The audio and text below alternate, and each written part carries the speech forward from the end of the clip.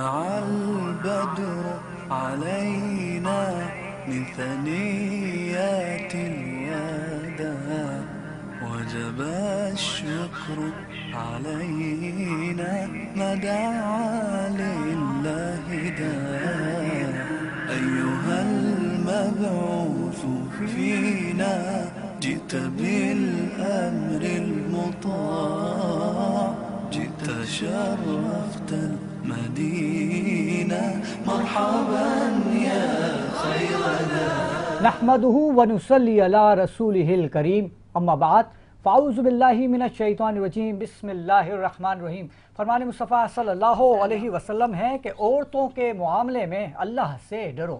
ناظرین، آپ دیکھ رہے ہیں ربیع النور کی خصوصی ٹرانسمیشن بزم سناگر اور میں ہوں آپ کا میزبان راؤ کرامت سناگر۔ میری جانب سے دیکھنے والے تمام ناظرین کو السلام علیکم ورحمۃ اللہ وبرکاتہ۔ اور میرے ساتھ موجود ہیں میری کو ہوسٹ فائزہ کامران۔ السلام علیکم تمام ناظرین کو، K21 کے تمام دیکھنے والوں کو اور بزم سناگر کے تمام دیکھنے والوں کو میری جانب سے پروگرام میں خوش آمدید۔ اور جشن عید میلاد النبی کی ایک مرتبہ پھر مبارکباد کہ یہ وہ خوشی ہے کہ اس کا جتنا جشن منایا جائے اور جتنی مبارکباد دی جائے وہ کم ہے کہ الحمدللہ ہم اس نبی کے امتی ہیں کہ جس کا جشن ولادت پوری دنیا میں باقاعدہ شایان و شان طریقے سے منایا جاتا ہے کہ ہم دیکھتے ہیں بڑے بڑے ایسی ہستیاں گزری ہیں، بادشاہ گزرے، شہنشاہ گزرے، لیکن کسی کا جشن ولادت پوری دنیا میں ایک ساتھ ایسے نہیں منایا جاتا جیسے ہمارے پیارے نبی احمد مجتبیٰ محمد مصطفیٰ صلی اللہ علیہ وآلہ وسلم کا جشن ولادت منایا جاتا ہے۔ نہ منایا جاتا تھا، نہ کبھی منایا جائے گا۔ اور بے شک ناظرین، آج کا جو ہمارا موضوع ہے وہ اسلام اور خواتین کے حقوق ہیں۔ اور مہمانوں کے تعارف کروانے سے قبل ایک مختصر سا واقعہ تاریخ کے آئینے سے۔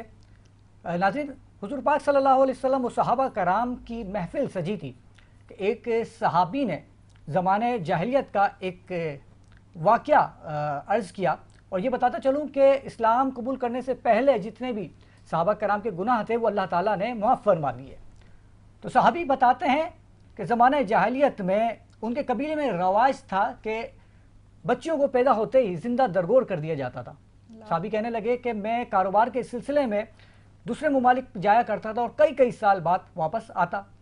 تو ایسے ہی ایک دفعہ جب میں اپنے ملک سے باہر گیا تجارت کے سلسلے میں تو میری غیر حاضری میں میری بیٹی کی پیدائش ہوئی، اور میری زوجہ نے یہ سوچ کر مجھے اطلاع نہیں دی کہ کہیں میں لوٹ نہ آؤں اور بیٹی کو زندہ درگور نہ کر دوں۔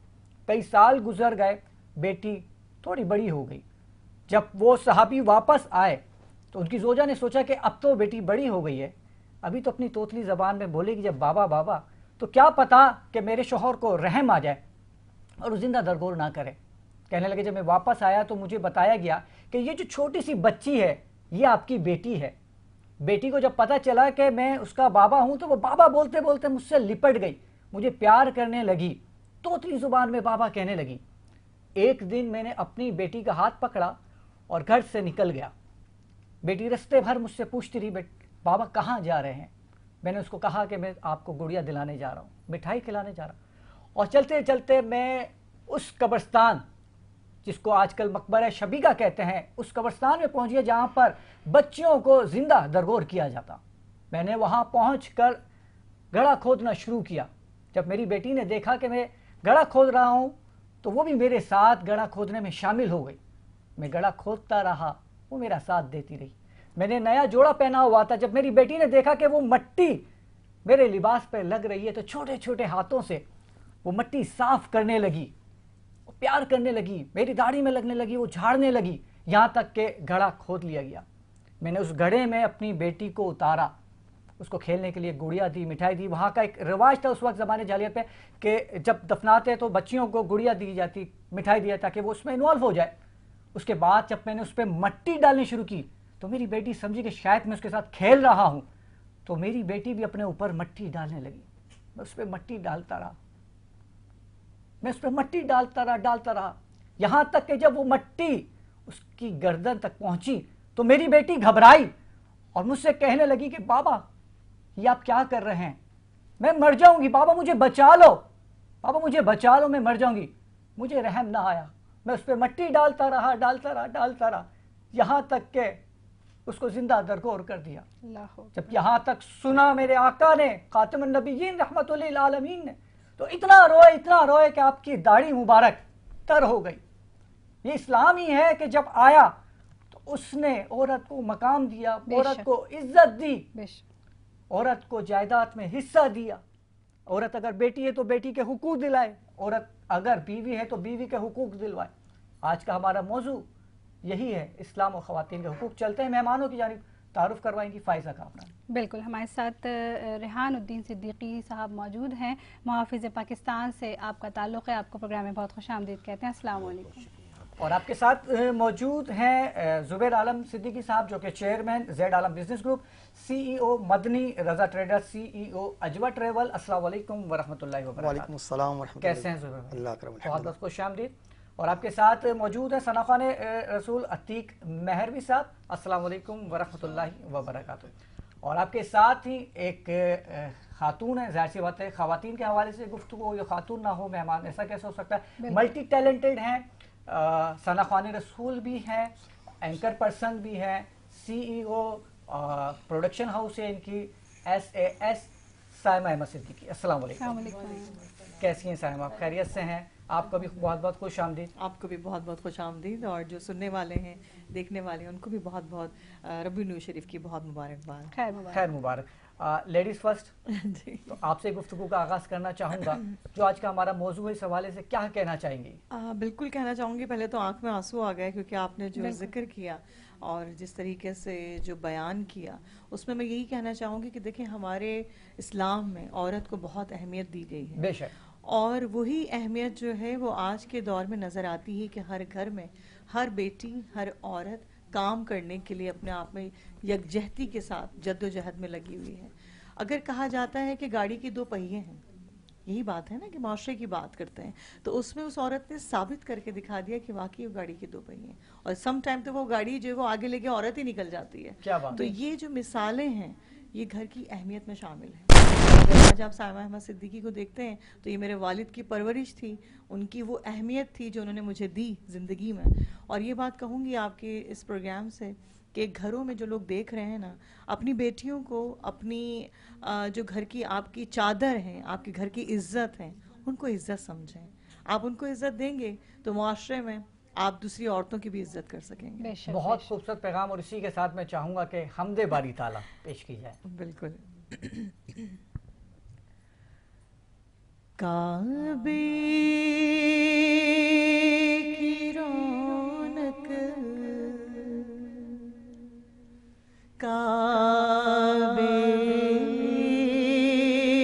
کا منظر, کعبے کی رونق, کعبے کا منظر, اللہ اکبر, اللہ اکبر, اللہ اکبر, اللہ اکبر.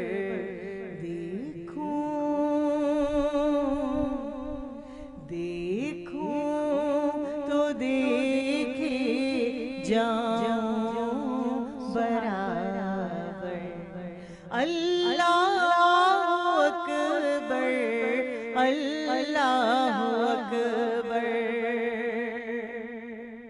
جب وہاں موجود تھی کعبۃ اللہ پہ تو وہ بیان جو مناظر تھے وہ بیان کروں کہ یاد آ گئی جب اپنی خطا,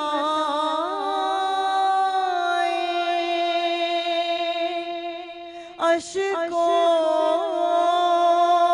میں ڈھلنے لگی التجائیں, رویا رویا غلاف کعبہ پکڑ کر, اللہ اکبر, اللہ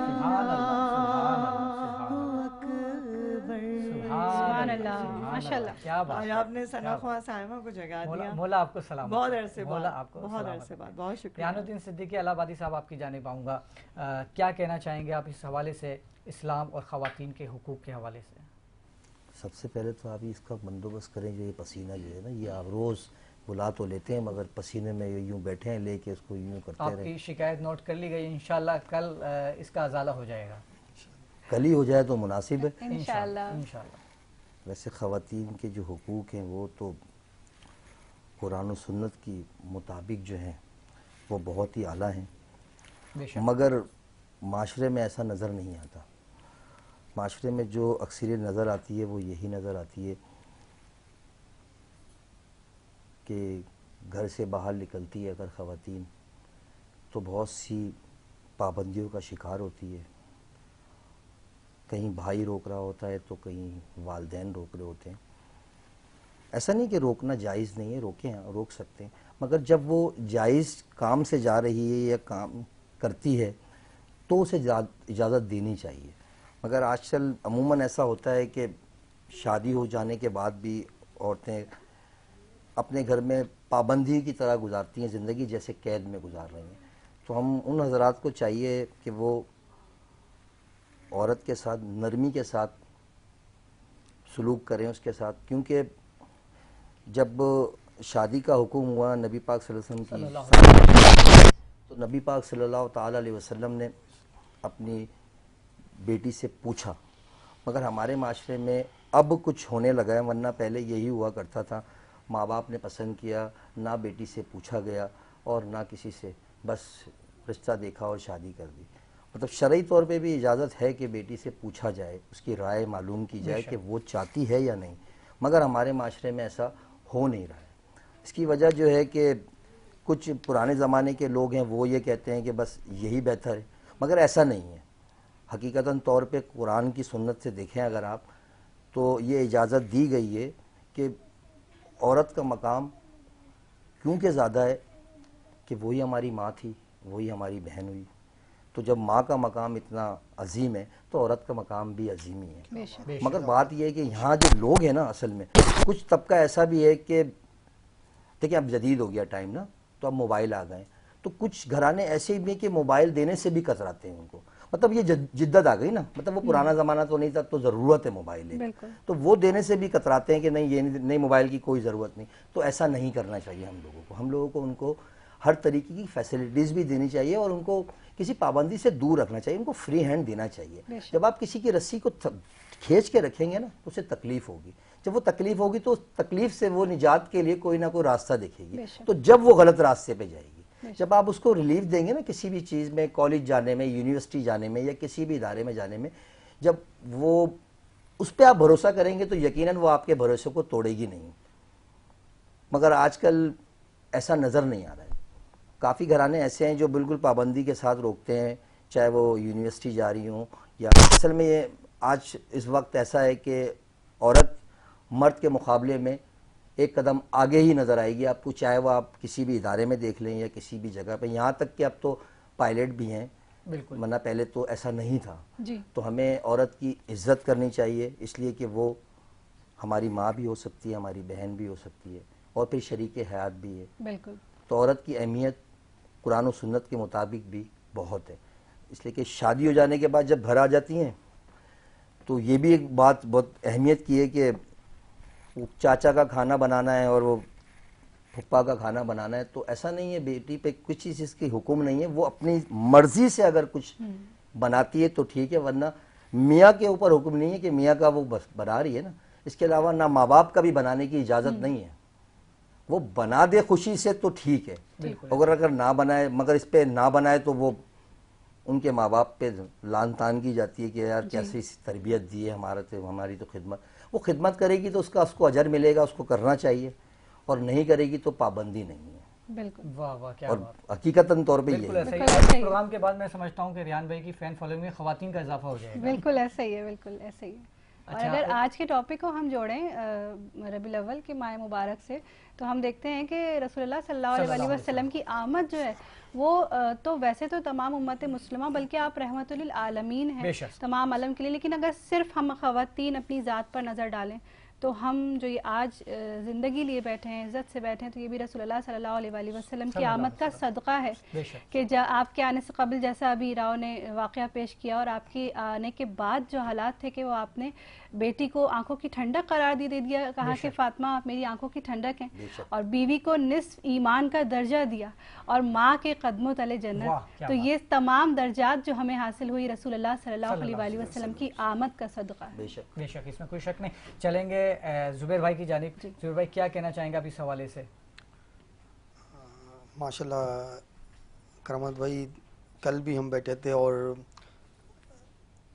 میں کیونکہ ذاتی مصروفیت کی وجہ سے دیر سے آیا تھا، تو یہیں پر میں پہنچا تھا، عورت کے پاس ہی پہنچا تھا، تو پروگرام اینڈ ہو گیا تھا. تو اللہ آج کا موضوع ہم نے رکھ لیا. اللہ اللہ اللہ جزاک اللہ. یہ اللہ تبارک و تعالیٰ کے پیارے حبیب صلی اللہ علیہ وسلم جب دنیا میں تشریف لائے، یہ ربیع الاول شریف کا مہینہ چل رہا ہے، اور آپ نے ماشاءاللہ اس حوالے سے ہی یہ پورا پروگرام رکھا ہے. تو آقا علیہ الصلوۃ والسلام جب آئے نا، تو عورت کے حقوق یعنی کہ اسلام میں بیان کیے گئے. پہلے جس طرح آپ نے پورا بیان تو کر دیا، اب ہم لوگوں کے لیے کچھ چھوڑا نہیں کہ کفار کیا کرتے تھے. اور جب آقا علیہ الصلوۃ والسلام کی ولادت اور آقا علیہ الصلوۃ والسلام کی نبوت کا اعلان کرنے سے پہلے یعنی کہ عورتوں کے حقوق کس طرح پامال کیے جاتے تھے. بالکل ایسا ہی. تو آقا علیہ الصلوۃ والسلام کا صدقہ ہے، ربیع الاول شریف کا صدقہ ہے، اللہ تبارک و تعالیٰ نے اپنے پیارے حبیب صلی اللہ علیہ وسلم کے صدقے یہ عورت اور مرد کے حقوق کا یہ دنیا میں نظام رائج کیا.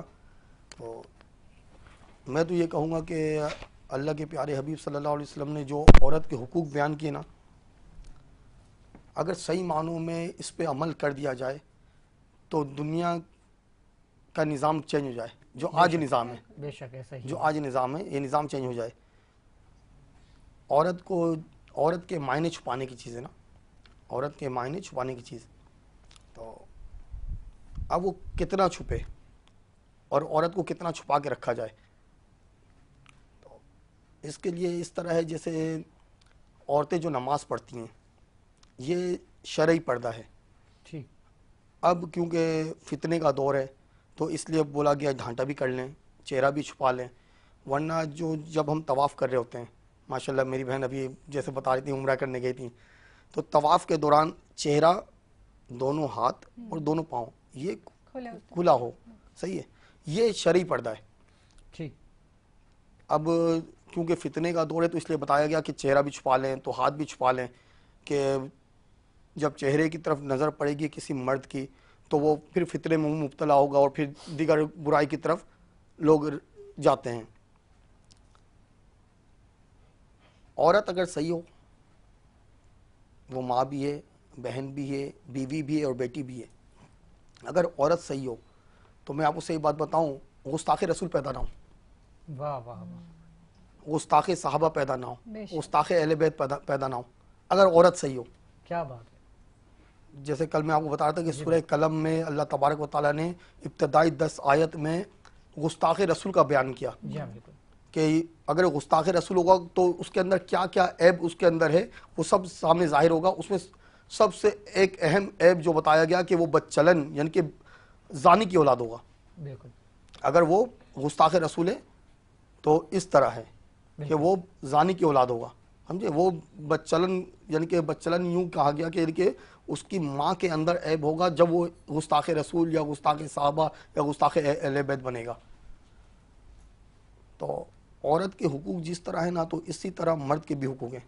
اب یہاں تو عورت کا موضوع ہے تو عورت الگ سے پروگرام رکھیں گے. تو اللہ کے پیارے حبیب صلی اللہ علیہ وسلم نے ارشاد فرمایا کہ اپنی بیوی سے یعنی کہ کوئی مومن مرد مومن عورت سے بہت دن تک ناراض نہیں رہ سکتا. اس کی ایک خصلت، حدیث مبارکہ کے الفاظ ہیں، اس کی ایک خصلت بری لگے گی تو دوسری پسند آئے گی. کیا بات. تو اللہ کے پیارے حبیب صلی اللہ علیہ وسلم نے فرمایا کہ عورت جو ہے یہ پسلی سے پیدا کی گئی ہے، یہ کسی صورت سیدھی نہیں ہو سکتی. اگر اس کو سیدھا کرنا چاہو گے تو اس کو توڑ ڈالو گے، اور اس کو توڑنا طلاق دینا ہے. میرے شیخ طریقت امیر اہل سنت مولانا الیاس ستار قادری رضوی زیاد احمد رحمۃ اللہ علیہ نے ایک کتاب لکھا ہے ظلم کے انجام، اس میں یہ تمام معاملات لکھے ہوئے ہیں. تو وہ آج سے 10 12 15 سال پہلے ایک نصاب دعوت اسلامی کی طرف سے ہوتا تھا کہ روزانہ آپ نے ایک کتاب پڑھنا ہے، ایک رسالہ. تو اس میں یہ ایک رسالہ تھا ظلم کے انجام.